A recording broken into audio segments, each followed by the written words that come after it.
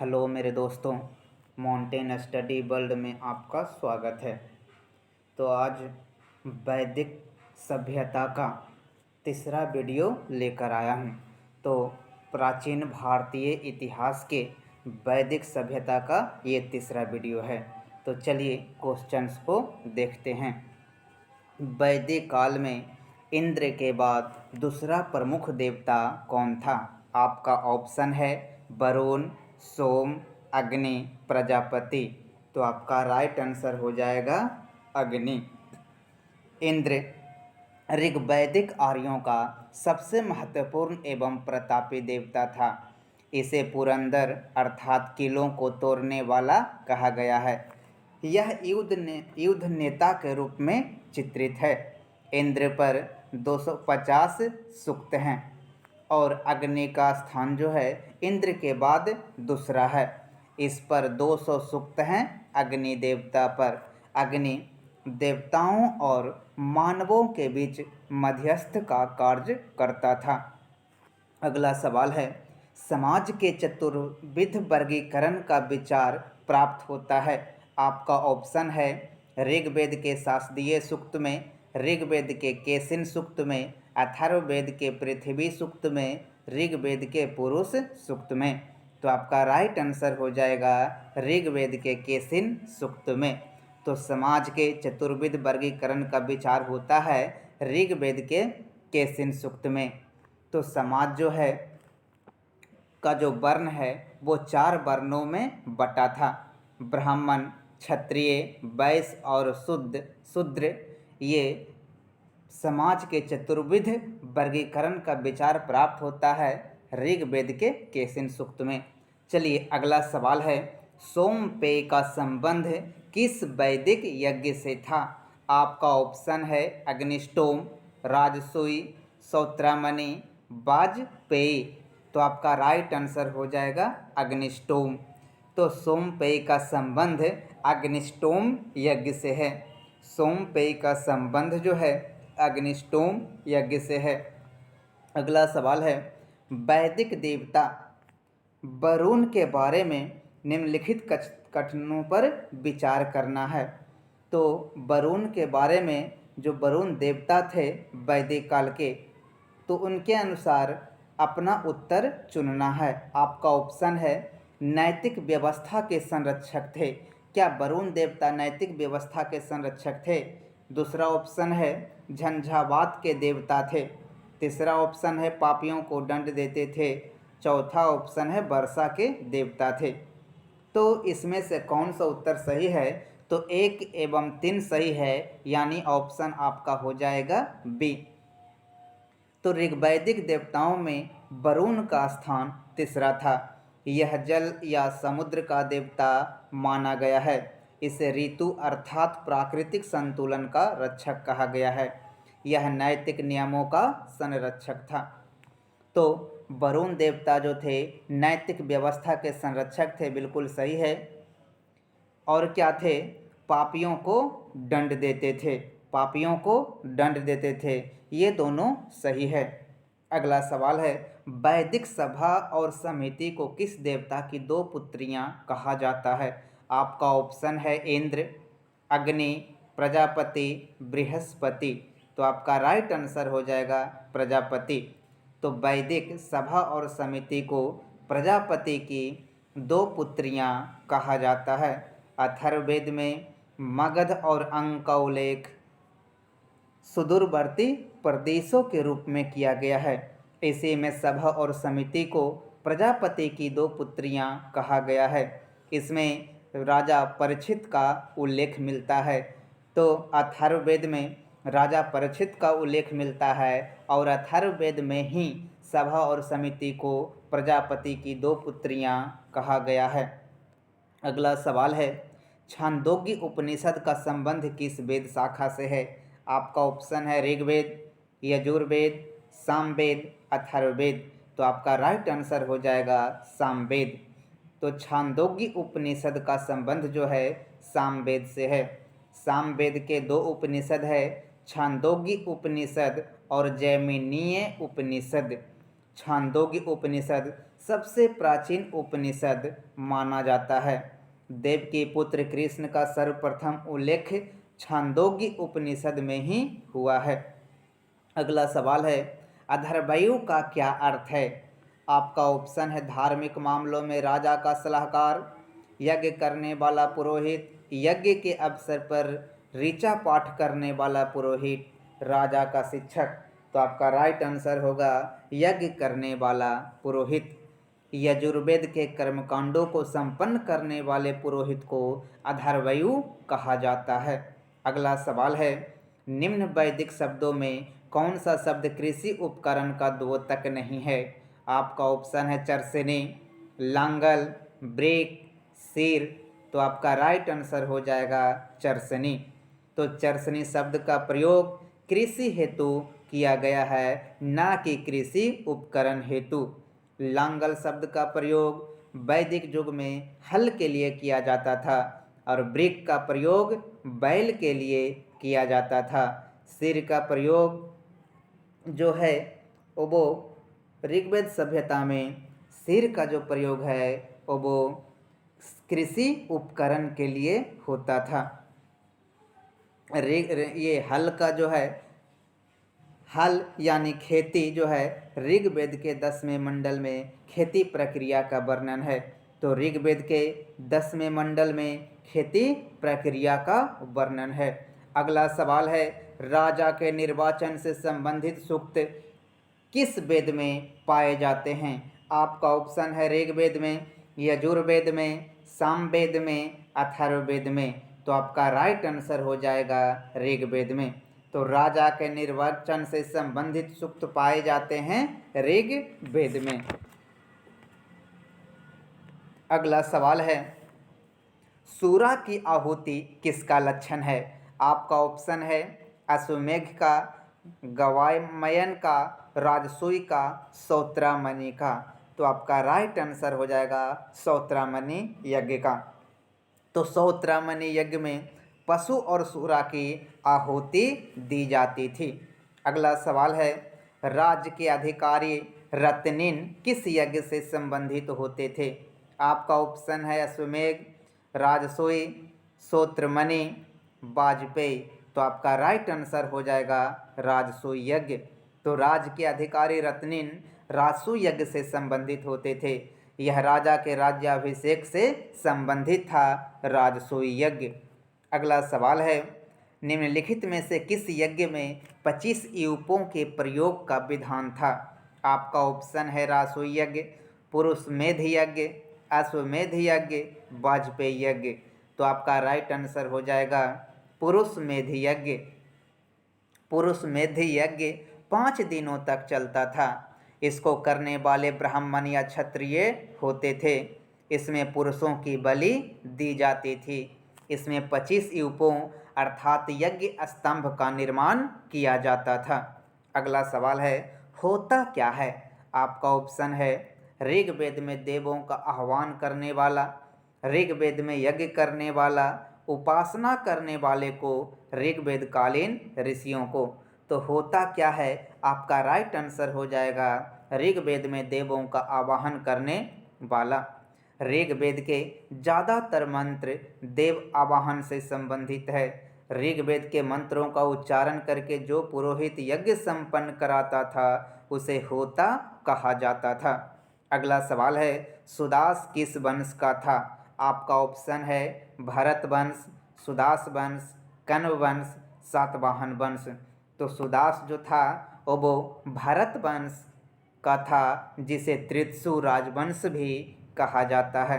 तो सुदास की चर्चा राजसूय, सुदास की चर्चा जो है वो ऋग्वेद में हुआ है। सुदास की चर्चा ऋग्वेद में हुआ है।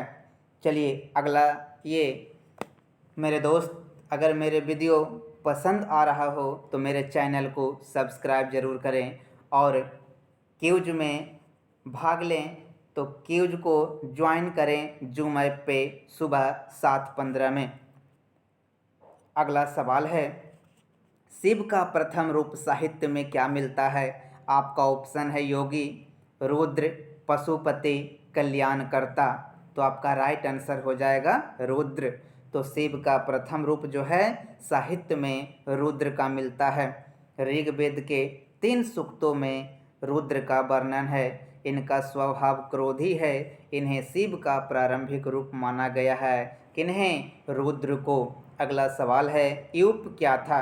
आपका ऑप्शन है याज्ञिक स्तंभ, पाषाण स्तंभ, विजय स्तंभ, अश्वमेध स्तंभ। तो आपका राइट आंसर हो जाएगा याज्ञिक स्तंभ। तो यूप जो क्या था वो यज्ञ का स्तंभ था। अगला सवाल है ऋग्वैदिक कालीन आर्यों की पहचान किससे नहीं थी? आपका ऑप्शन है इंद्र, मरुत, सोम, शिव। तो आपका राइट आंसर हो जाएगा शिव। ऋग्वैदिक कालीन आर्यों की पहचान जो है वो किससे नहीं थी? वो किससे थी? तो इंद्र देवता से थी, मरुत से थी, सोम से थी, लेकिन शिव की पहचान नहीं थी। अगला सवाल है चित्रित धूसर मृदभांड किस काल से संबंधित है? आपका ऑप्शन है मौर्य काल, वैदिक काल, सैंधव काल, बुध काल। तो आपका राइट आंसर हो जाएगा वैदिक काल। अगला सवाल है किस प्राचीन ग्रंथ में वर्ण व्यवस्था गुणों एवं अभिरुचियों पर आधारित थी? आपका ऑप्शन है मनुस्मृति, वाजसनेयी संहिता, गीता, रामायण। तो आपका राइट आंसर हो जाएगा गीता। तो गीता में वर्ण व्यवस्था गुणों एवं अभिरुचियों पर आधारित थी। अगला सवाल है निम्न में से कौन वैदिक राजतंत्र के अध्ययन में सहायक है?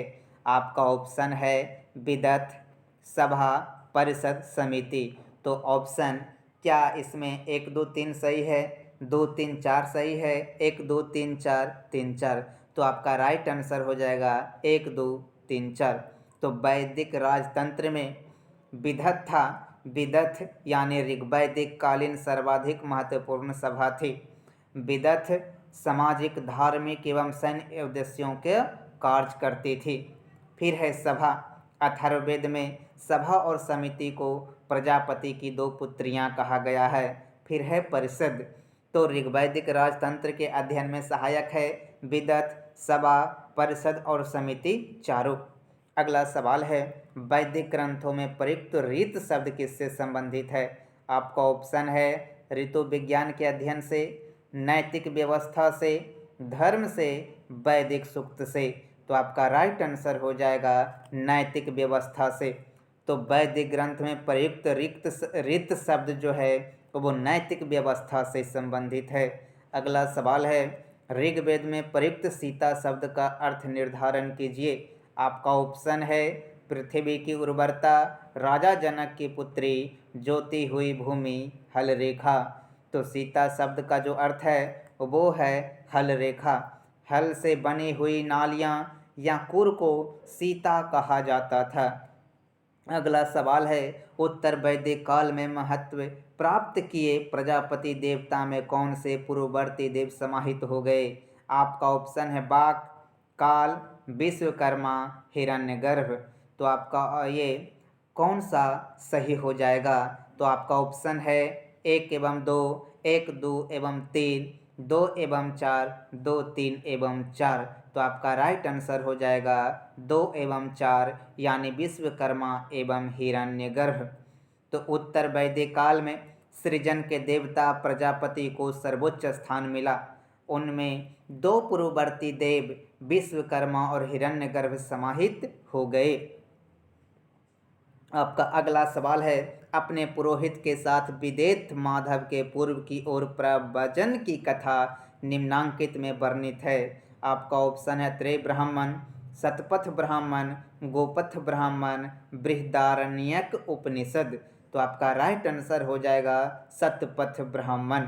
शतपथ ब्राह्मण में उल्लिखित है कि केवल वैश्य वर्ग ही कर देता था। शतपथ ब्राह्मण में स्त्री को अर्धांगिनी कहा गया है। अगला सवाल है जंगल की देवी अरण्यानी का प्रथम उल्लेख कहाँ है? आपका ऑप्शन है ऋक संहिता में, अथर्ववेद में, आरण्यक ग्रंथों में, उपनिषद ग्रंथों में। तो आपका राइट आंसर हो जाएगा ऋक संहिता में। तो जंगल की देवी अरण्यानी को कहा जाता था जिसका प्रथम उल्लेख है ऋक संहिता में। अगला सवाल है, ऋग्वेद के सूक्तों के विषय में कौन सा निम्नांकित कथन सत्य है? तो पहला कथन है, उनमें हिमवंत एवं मुजवंत का उल्लेख है। दूसरा कथन है, उनमें भौगोलिक शब्दों जैसे आर्यवर्त और दक्षिणात्य का उल्लेख है। उनमें उल्लिखित अधिकांश नदियाँ यमुना एवं गंगा के पश्चिम में बहती है। उनमें कुरु, पंचाल एवं इक्ष्वाकु राजवंशों का उल्लेख है। तो आपका जो राइट कथन है, सत्य कथन है, पहला और तीसरा, उनमें हिमवंत एवं मुजवंत का उल्लेख है। उनमें उल्लिखित अधिकांश नदियाँ यमुना एवं गंगा के पश्चिम में बहती है। अगला सवाल है, गो अपहरण के प्रसंग में ऋग्वेद में प्रमुख रूप से नाम आता है। आपका ऑप्शन है मलेच्छों का, दास एवं दस्युओं का, पानियों का, निषादों का। तो आपका राइट आंसर हो जाएगा पनियों का। ये पनी जो है अनार्य थे, जो आर्यों के गायों को चुरा लेते थे। अगला सवाल है, ऋग्वेद में उल्लिखित शतुद्री, आपका ऑप्शन शतुद्री क्या था? वधु का व्यंजक है, एक नदी का नाम है, सूरा बनाने में प्रयुक्त होने वाला एक पादप है, एक याज्ञिक पशु है। तो आपका राइट आंसर हो जाएगा एक नदी का नाम है। तो ऋग्वेद में शतुद्री सतलज नदी को कहा गया है। तो ऋग्वेद में शतुद्री सतलज नदी को कहा गया है। अगला सवाल है, वैदिक संस्कृति के विषय में क्या सुमेलित है? आपका ऑप्शन है असुर एक पवित्र पौधा, पूषण जनजातीय पौधा, रेत मादकप पेय, ऋभु बौने। तो आपका राइट आंसर हो जाएगा ऋभु बौने। तो वैदिक संस्कृति में असुर विवाह प्रचलित था। पूषण वनस्पतियों एवं औषधियों का देवता थे। ऋत जो है वरुण देवता को ऋत अथवा प्राकृतिक संतुलन का रक्षक कहा गया है। आर्यभू का संबंध बौने से है, इसीलिए आपका ऑप्शन डी सही हो जाएगा। तो मेरे दोस्त, अगर मेरे वीडियो पसंद आ रहा हो तो मेरे वीडियो को लाइक और अपने दोस्तों को शेयर ज़रूर करें। अगला सवाल है, निम्नलिखित वेदांगों में कौन से एक सही सुमेलित नहीं है? आपका ऑप्शन है कल्प, कर्मकांड, ज्योतिष, खगोल विज्ञान, शिक्षा, ध्वनि शास्त्र, निरुक्त, व्याकरण। तो आपका राइट आंसर हो जाएगा निरुक्त व्याकरण। कौन सही सुमेलित नहीं है, यानी सही सुमेलित है, कल्प जो है वेदांग वो कर्मकांड से संबंधित है, ज्योतिष खगोल विज्ञान से संबंधित है, शिक्षा जो वेदांग है वो ध्वनि शास्त्र से संबंधित है, और निरुक्त वेदांग जो है व्युत्पत्ति शास्त्र से संबंधित है। अगला सवाल है, कौन सी बातें उत्तर वैदिक काल की लक्षण है? तो पहला सेंटेंस है, जंगलों का व्यापक रूप से जलाया गया, यानी उत्तर वैदिक काल में जंगलों को व्यापक रूप से जलाया जाना। दूसरा, उत्तर वैदिक काल में लौह उपकरणों का निर्माण हुआ। तीसरा, ऋतुओं का ज्ञान हुआ। चौथा, बड़े पैमाने पर सिंचाई हुई। तो आपका राइट आंसर हो जाएगा उत्तर वैदिक काल में जंगलों का व्यापक रूप से जलाया गया, लौह उपकरण का निर्माण हुआ, ऋतुओं का ज्ञान हुआ, लेकिन उत्तर वैदिक काल में सिंचाई की जानकारी नहीं थी, बड़े पैमाने पर सिंचाई नहीं हुई। अगला सवाल है, ऋग्वेद में लोग इंद्र का निम्नलिखित प्रयोजन से आवाहन करते थे। आपका ऑप्शन है ज्ञान प्राप्ति, मरणोपरांत जीवन, जन्म मरण के चक्र से मुक्ति, भौतिक सुख एवं विजय। तो आपका राइट आंसर हो जाएगा भौतिक सुख एवं विजय। ऋग्वेद में लोग इंद्र का आवाहन करते थे भौतिक सुख एवं विजय के लिए। ऋग्वैदिक आर्यों का सबसे महत्वपूर्ण एवं प्रतापी देवता जो थे वो इंद्र थे। इंद्र को पुरंदर कहा गया, अर्थात किलों को तोड़ने वाला। इंद्र को युद्ध नेता के रूप में चित्रित किया गया है। अगला सवाल है, निम्नलिखित में से कौन उपनिषदों में उल्लिखित केकय जनपद का एक दार्शनिक राजा था? आपका ऑप्शन है जबाली, प्रवाहन, जमदग्नि, श्रुतसेन, अश्वपति। तो आपका राइट आंसर हो जाएगा अश्वपति। तो अश्वपति उपनिषदों में के कई जनपद का एक दार्शनिक राजा था। अगला सवाल है, प्राचीन भारतीय धर्म ग्रंथों में किसके साथ कृष्ण के विरोध का उल्लेख मिलता है? आपका ऑप्शन है ब्रह्मा, रुद्र, इंद्र, वरुण। तो आपका राइट आंसर हो जाएगा इंद्र। तो प्राचीन भारतीय धर्म ग्रंथों में इंद्र के साथ कृष्ण के विरोध का उल्लेख मिलता है। इंद्र के साथ कृष्ण का विरोध मिलता है। इंद्र जो थे ऋग्वैदिक आर्यों का सबसे महत्वपूर्ण एवं प्रतापी राजा थे। इंद्र को पुरंदर कहा गया है, अर्थात किलों को तोड़ने वाला। इंद्र जो थे वो युद्ध नेता थे। अगला सवाल है, ब्रह्मा एवं आत्मा की अभिन्नता के विषय में उद्दालक आरोनी तथा उनके पुत्र श्वेत केतु के बीच विख्यात संवाद किस उपनिषद में है? आपका ऑप्शन है श्वेताश्वतर, छांदोग्य उपनिषद, मुंडक, मांडुक्य। तो आपका राइट आंसर हो जाएगा छांदोग्य।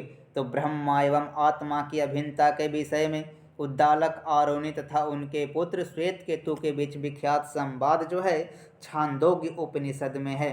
छांदोग्य उपनिषद सबसे प्राचीन उपनिषद है। देव के पुत्र कृष्ण का सर्वप्रथम उल्लेख छांदोग्य उपनिषद में किया गया है। अगला सवाल है, नीललोहित जो वैदिक ग्रंथों में उल्लिखित एक प्रकार का अमृत भांड है, किससे अभिन्न माना जा सकता है?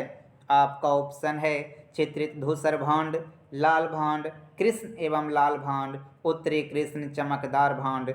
तो आपका राइट आंसर हो जाएगा कृष्ण एवं लाल भांड। नीललोहित जो वैदिक ग्रंथों में उल्लिखित एक प्रकार का मृद भांड है, कृष्ण एवं लाल भांड से अभिन्न माना जा सकता है। अगला सवाल है, वैदिक ग्रंथों में ऊसर भूमि का व्यंजक क्या है? आपका ऑप्शन है ब्रज, कुलिया, सुबियस, खिल्व। तो आपका राइट आंसर हो जाएगा खिल्व। तो खिल्व शब्द का प्रयोग परति, ऊसर आदियो भूमि के लिए किया गया है। यानी वैदिक युग में दो खेतों के बीच जो आरी होती थी उसे खिल्व कहा जाता था और आज उस खिल्व को आरी कहा जाता है। अगला सवाल है, ऋग्वेद में उल्लिखित यदु एवं तुर्बस कौन थे? आपका ऑप्शन है दो सेना नायक, दो भाई, दो राजे, दो जन। तो आपका राइट आंसर हो जाएगा दो जन। तो ऋग्वेद में उल्लिखित यदु एवं तुर्बस थे दो जन। ये दोनों जन दक्षिणी पंजाब में रहते थे।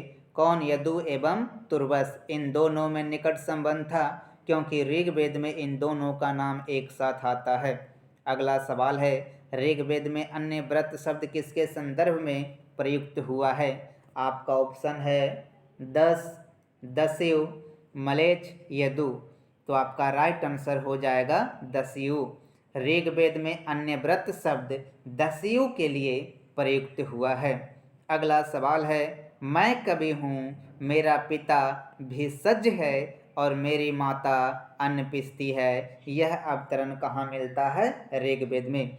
तो ऋग्वेद में मिलता है, मैं कवि हूँ, मेरा पिता भेषज है और मेरी जो माता है अन्न पीसती है।